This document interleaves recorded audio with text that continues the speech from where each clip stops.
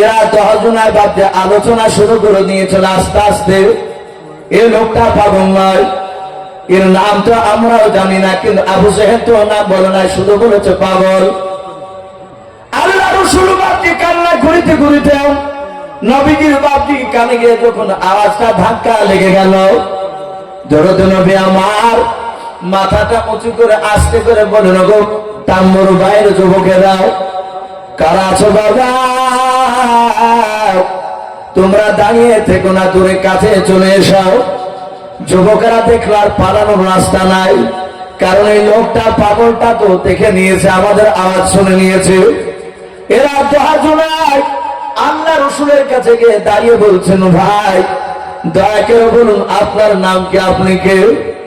আপনাকে মক্কার বড় পাগল নাই, মক্কার বড় নেতা আপনাকে বড় পাগল বলেছিল আমাদের সামনে, কিন্তু আপনার চেহারা গুলো থেকে দেখলাম, আপনার চেহারার দিকে চেয়ে দেখছে, আপনার মিষ্টি আওয়াজ শুনে দেখছে আপনি পাগল হতে পারেন নাই। আপনি দয়া করে আপনার নামটা বলুন।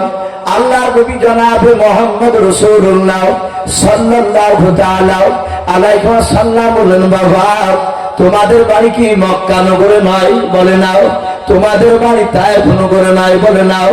তোমাদের বাড়ি ওই মদিনায়? বলে হাও। ডাক দিয়ে রাসূল বলে, তোমাদের কাছে আবু জেহেল গিয়েছিল রাত্রি বেলায় বারণ করেছিল? বলে হাও। তোমাকে পাগল বলেছে তাই আমরা লুকিয়ে দেখতে এসেছিলাম।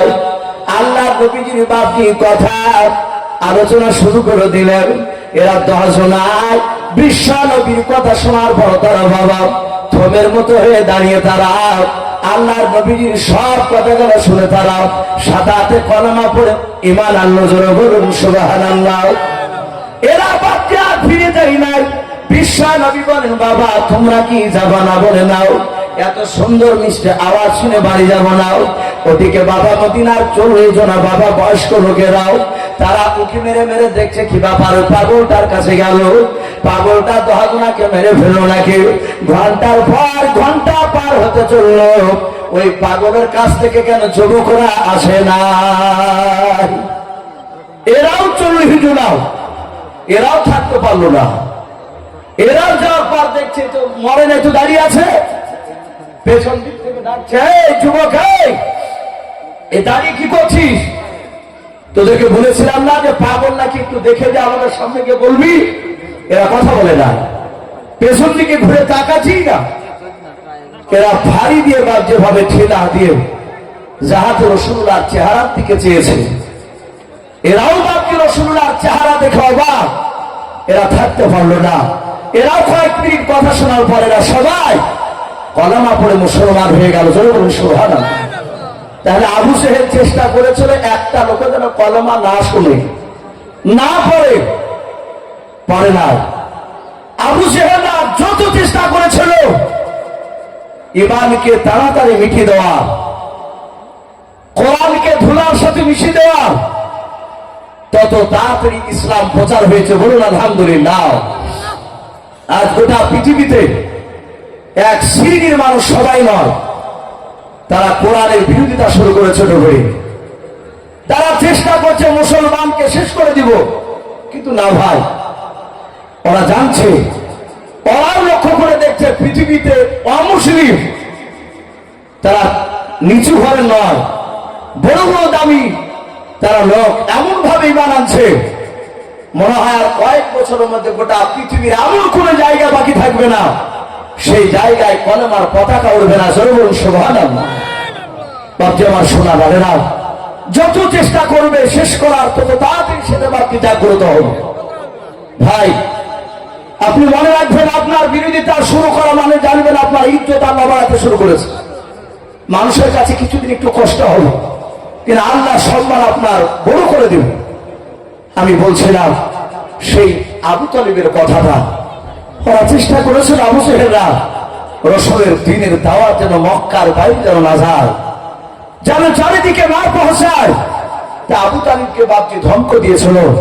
আবু তালিব খাবারের বাসন নিয়ে চাচা ভাতিজায় খাবার খেতে বসে আবু তালিব বলল, চিন্তা করলে আমি খাবার খাওয়ার আগে কথাটা বলবো না, খাবার খেয়ে নে তারপরে বলবো। সাথে হাতে ডাক দিয়ে বলল, ওগো ভাতিজা, তুমি খাবার খেতে শুরু করো। আল্লাহর নবী জনাব মুহাম্মদ রাসূলুল্লাহ সাল্লাল্লাহু তাআলা আলাইহি ওয়াসাল্লাম নবী আমার আওয়াজ দিয়ে বলেন, হাত কানা উঁচু করে চাচাও, আপনি জানেন শীত 8 বছর থেকে নিয়ে আমার বয়স থেকে নিয়ে 25 বছর পর্যন্ত খাদিজার সাথে বিয়ে হওয়ার আগাদিন পর্যন্ত নবী গো ডাক দিয়ে বলছে, ওগো চাচা আবু তালিব, বাবাটা একই বাসনে খাবার খেতাম বলে হাও। খাবার খেতে বসে চাচা আপনি আগে খাবার না খেলে আপনার ভাতিজা আমি খাবার খেতাম না। জোরে বলুন সুবহানাল্লাহ। আল্লাহর নবী বলেন, চাচা আপনি আগে খাবার খাবেন তারপরে আমি খাবার খাবো।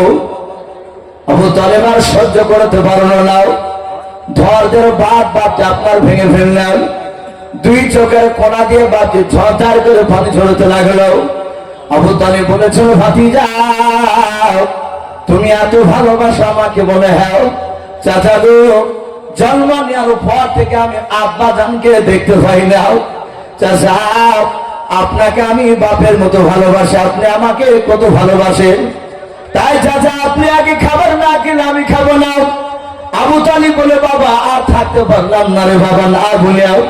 বলো বাবা মক্কার উদমা সাহেবা আবু জেহেলের সাথে আজকে কি দিনের বেলা তোমার কোথাও দেখা হয়েছিল?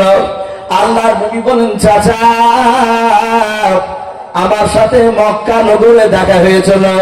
ওগো চাচা আমি দাঁড়িয়েছিলাম, কয়েকটা লোককে আমি জান্নাত জাহান্নামের কথা শোনাছিলাম, আর ওই সময় আবু জেহেল আমার গলায় ধাক্কা দিয়ে ফেলে দিল। আল্লাহ নবীজি বলে, চাচা আমার এই কপালটা ফুলে গিয়েছে, পাথর আঘাত লেগে।